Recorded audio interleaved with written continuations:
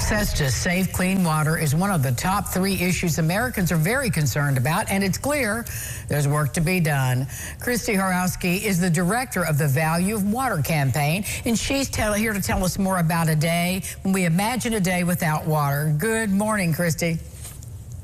Good morning. Thank you for having me. So this is a call to action, and what prompted this? What is your goal with this event?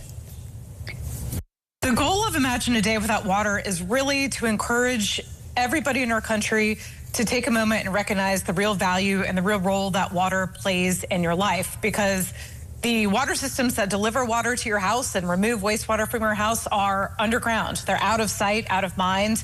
And as a result, we so often take this most precious resource for granted.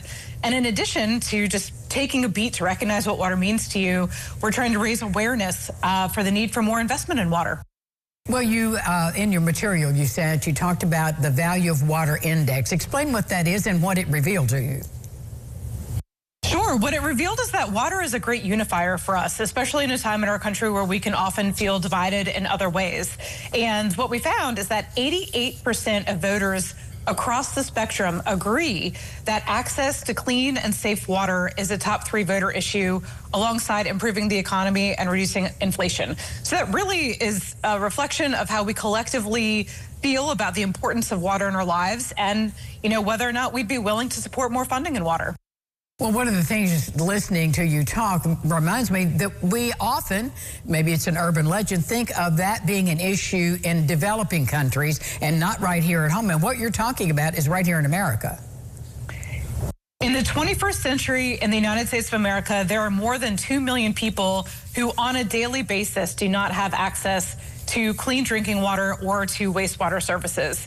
And, it's something that has not received the attention that it deserves in the past, I think, because people do take water for granted in many, many communities. It's a privilege to have access to water on a daily basis. And I think that we can't talk about access to water right now without acknowledging the devastation that was wrought by Hurricanes Helene and Milton. And, today in North Carolina and in Florida and in other communities, there are people who are waking up and not imagining a day without water. They are experiencing a day without water. So that's a very harsh reality.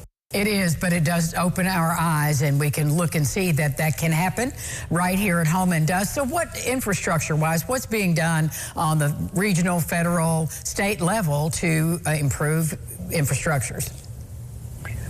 Well, there has been a pretty widespread acknowledgement that the nation's infrastructure is old, in many places over 100 years old. It is in need of repair and upgrades.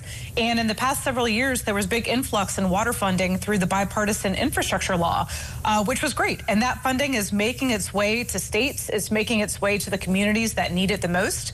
But the reality is we will need much more funding. We will need continued funding to ensure that there comes a day where everybody in our country has access to water.